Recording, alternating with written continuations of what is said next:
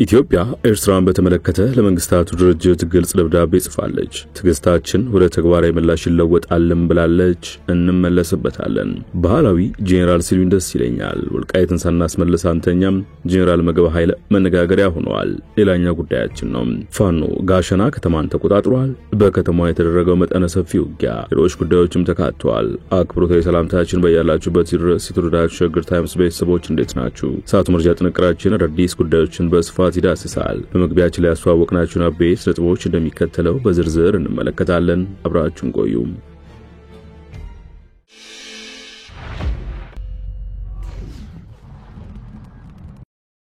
ወደ ቀዳሚ ጉዳይ አመራን። ባህላዊ ጄኔራል ሲሉኝ ደስ ይለኛል ብለዋል ጄኔራል መግባ። የትግራይ ጊዜያዊ አስተዳደርና ህወሓትን ጨምሮ ከ3000 በላይ ተወካዮች የተሳተፉበት ክልል አቀፍ ኮንፈረንስ የትግራይን ስትራቴጂክ አቅሞች በአፋጣኝ ወደ ተጨባጭ ለመቀየር መወሰኑን ትናንት ባወጣው መግለጫ አስታውቀዋል። ኮንፈረንሱ መንግስት የህወሓትን ህጋዊ ሰውነት እንዲመልስም ጠይቋል። በትግራይ ኤርትራና አፍሪካ ቀንድ ላይ አንዣቧል ያለው ጦርነት ከጊዜ ወደ ጊዜ እየከፋ ሊሄድ እንደሚችል በመግለጽም የኤርትራ ህዝብ ለሰላም እንዲሰራ ኮንፈረንሱ ጥሪ አቅርበዋል። ፌደራል መንግስቱም የጠመንጃ ፈሙዝን በመተው ለፖለቲካዊ ውይይት እንዲዘጋጅ ጠይቋል። በዚህ ኮንፈረንስ አነጋጋሪ ከሆኑት መካከል የዋቱ ጄኔራል መግባ ኃይለ ያሰሙት ንግግር ነው። ባህላዊ ጄኔራል በሚል የሚተቹት መግባ እኔ ባህላዊ ጄኔራል ሲሉኝ አይከፋኝም፣ እንዲያውም ደስ ይለኛል ሲሉ ተደምጠዋል። ምክንያታቸው ደግሞ የውትድራን የተማርኩት ወሬን በመሰሉ በህወሓት የተቀጠቀጠ ታጣቂዎች ማሰልጠኛ በነበሩት እንጂ አዲስ አበባ ሂጄ አይደለም። ጄኔራል ያደረገኝ የትግራይ ህዝብ ነው እና እኔ ባህላዊ ጄኔራል ከተባልኩ ሁሉም ትግራዋይ ነው ጄኔራል ማለት ነው ሲሉ ምላሽ ሰጥተዋል። መግባ ህወሓትን በርካታ ጫና ተቋቁሞ እንድንሰባሰብ ስላደረገ አመሰግናለሁ ያሉ ሲሆን የጀመሩትን ትግል እንደማያቆም ሲናገሩ ተደምጠዋል። በመድረኩ አንድነታችንን ጠብቅ ሲሉ የተደመጡት መግባ የተወሰደብንን መሬት ሳናስመልስ የተቀማነውን ሉዓላዊነታችንን ሳናረጋግጥ መቀመጥ የለም ባይ ናቸው።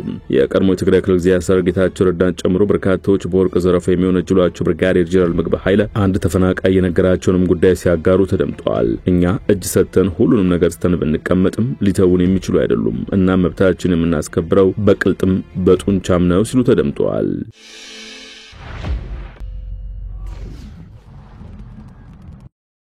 ፋኖ ጋሸና ከተማን ተቆጣጥሯል። በከተማው የተደረገው መጠነ ሰፊ ውጊያ በትናንትናው ዕለት የፋኖ ኃይሎች የሰሜን ወሎ ከተማዋን ጋሸናን ተቆጣጠሩ የሚሉ መረጃዎች በስፋት ሲሰራጩ ቆይተዋል። በሰሜኑ ጦርነት ወቅት የህወሓት ኃይሎች ወደ አማራ ክልል ያደረጉትን ጥቃት ተከትሎ የፌደራሉ መንግስት ጋር ከተደረገው ጦርነት ጋር በተያያዘ የጦር ግንባር መሆን ትታወቃለች። ጋሸና ትናንት በአካባቢው ውጊያ መደረጉና የድሮን ድብደባዎች እንደነበሩም ተሰምተዋል። የፋኖ ታጣቂዎችም ከተማዋን ተቆጣጠርን ሲሉ ሰፊ መረጃዎችን አሰራጭተው ነበር። ነገር ግን የሰሜን ወሎ ዞን ኮሚኒኬሽን መስቀለኛው ጋሸና ከተማ ፍጹም ሰላም ነች ሲል ዘግቧል። ቢሮ መስቀለኛዋን ጋሸና ከተማን ተቆጣጥረናል በሚል በተለያዩ ሚዲያዎች የተራገበ መሆኑን ተመልክተናል ያለ ሲሆን ነገር ግን ጋሸና ከተማ ፍጹም ሰላም ናት፣ የተለመደ የህዝብ እንቅስቃሴዋ እንደቀጠለ ነው ብለዋል። ቢሮ አክሎም ጋሸናን ይዛለው ብሎ በአራቱም አቅጣጫ የመጣው ኃይልም ጀግና የሀገር መከላከያና የጥምር የጸጥታ ኃይል በሚገባው ቋንቋ አነጋግሮታል ባይ ነው። ጋሸና ትናንትም ሰላም ነበረች፣ ዛሬም ሰላም ናት፣ ነገም ሰላም ትሆናለች ብለዋል የዞኑ አስተዳደር።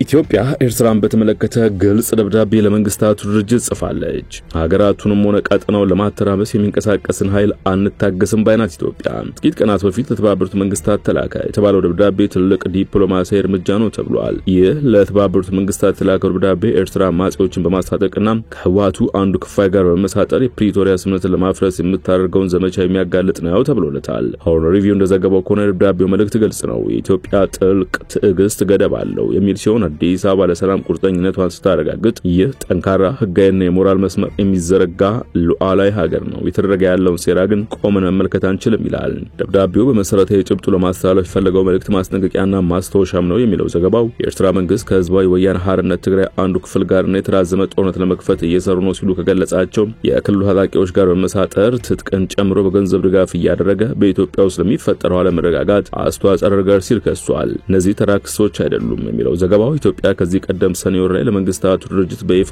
ከጻፈችውና ይህንን ተከትሎ ያለፉት ወራት ከታዩ መጠነ ሰፊ ውጥረቶችና ወታደራዊ እንቅስቃሴዎች ማግስት የተሰማ ነው። ማስጠንቀቂያዎቹ መደጋገማቸው የሚያሳዩትም ይህንኑ አሁናዊ ውጥረት ነው በማለት በትዕግስትና በመር የሚታወቀው ኢትዮጵያ ዲፕሎማሲ ቋሚ በሆነ መልኩ ቀውስ መፍጠር በሚፈልግ ጎረቤት ተፈትኗል ሲልም አክሏል። ኤርትራ ከኢትዮጵያ ጋር ፈጥራ የነበረችው ለጥቂት ዓመታት ዘልቆ የነበረውን ሰላም ይልቅ ለ20 ዓመታት የነበረውን ፍጥጫ መርጣለች የሚለው ዘገባ ከህወሓት አጥባቂ ኃይሎችና የሚሳካ ከሆነ ከአማራ ኃይሎች ጋር አዲስ ጥምረት ፈጥሮ ኢትዮጵያ በሀገር ውስጥ እየተበጣበጠች እንድትቀጥል በውጭ ደግሞ የተገደበ ሚና እንዲኖራት ሴራ እየሸረበች ነው ብሏል ደብዳቤው ይህ በተናጠል የሚደረግ ጥቃት ብቻ አይደለም በማለት ይልቁንስ የፕሪቶሪያው ስምምነት በደነገገው መሰረት በቀጠናው እንዲሰፍን የሚፈለገው መረጋጋት የሚረብሽ ነው ብሏል። ኢትዮጵያ በዚህ ደብዳቤ ኤርትራን ከማስጠንቀቅ ባለፈ የደረሰችበትን የትዕግስት ደረጃም የገለጠችበት ነው ተብሏል። ምንም ያህል ለሰላም ቁርጠኛ ብንሆንም ትዕግስታችን ግን ገደብ አለው በማለትም ዓለም አቀፉ ማህበረሰብ ራሳችን ለመከላከል የምንወስደው እርምጃ ፍትሃዊ እንደሆነ ሊገነዘበው ይገባል ባይ ነው። ከዚህ ባለፈ ኤርትራ በተንሸዋረረ መልኩ ታስተጋባው የምትሞክረውን የባህር በር ማግኘት መብትን በተመለከተም በዚህ ደብዳቤ ሰፍሯል።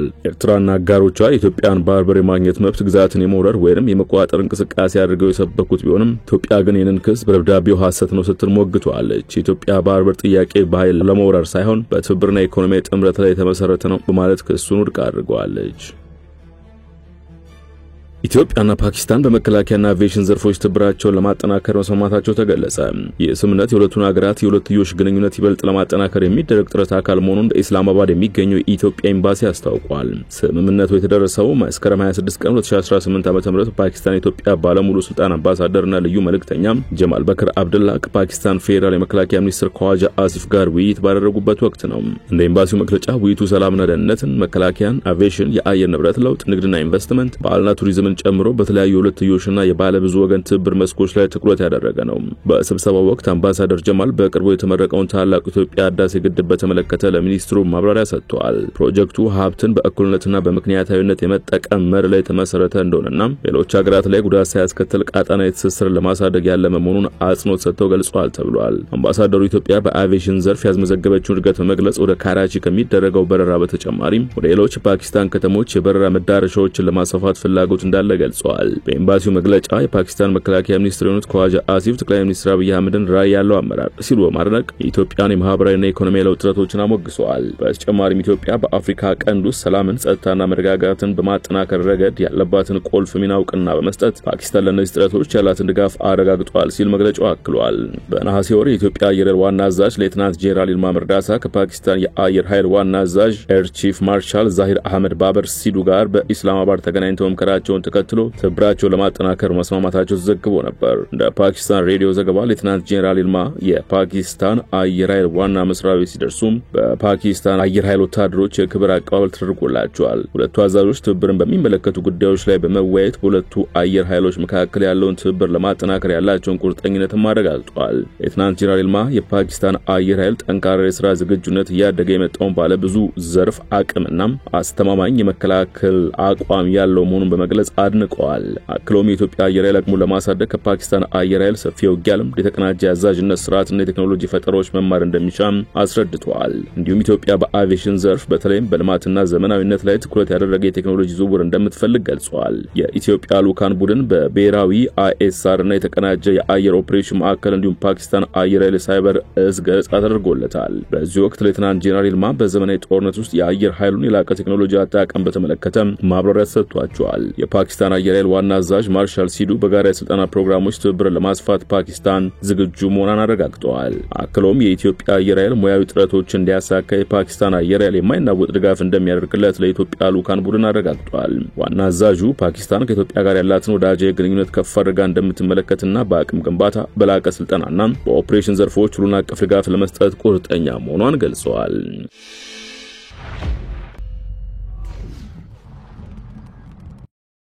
ወደ ውጭ ጉዳይ እናምራ። የሱዳን ሚሊሻ መሪ በጦር ወንጀሎች ጥፋተኛ ተባሉ።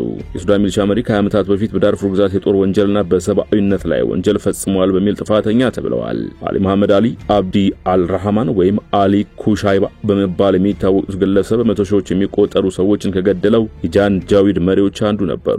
ጃንጃዊድ በመንግስት የሚደገፍ ቡድን ሲሆን ዳርፉርን በማሸበር ይታወቃል። ኩሻይብ በዳርፉር ከተፈጸመ ወንጀል ጋር ተያይዞ በዓለም አቀፉ የወንጀለኞች ፍርድ ቤት ክስ የቀረበባቸው የመጀመሪያው ግለሰብ ናቸው የተባሉ ሲሆን እኔ አይደለሁም ሲሉ ተከራክረዋል። እንደ አውሮፓውያን አቆጣጠር ከ2003 እስከ 2020 ድረስ በዘለቀ ግጭት በዓለም ላይ ከተፈጠሩት ከባድ የሰብአዊ አደጋዎች አንዱ ነው። በአካባቢው አረብ ባልሆኑ ህዝቦች ላይ የዘር ማጽዳትና የዘር ማጥፋት ወንጀል ተፈጽሟል። የቀደመው ቀውስ ካበቃ ከ5 ዓመታት በኋላም ዳርፉር በሌላ እርስ በርስ ጦርነት ውስጥ ቁልፍ የጦር ሜዳ ሆናለች። በአሁኑ ወቅት በሱዳን ጦርና መነሻውን ከጃንጃዊድ ሚሊሻ ባደረገው በፈጥኖ ደራሽ ድጋፍ ሰጪ ኃይሎች መካከል ጦርነት እየተካሄደ መሆኑን ቢቢሲ በዘገባው አስታውሷል። የመረጃ ጥንቅራችን አበቃ። በያላችሁበት ሰናይ ጊዜ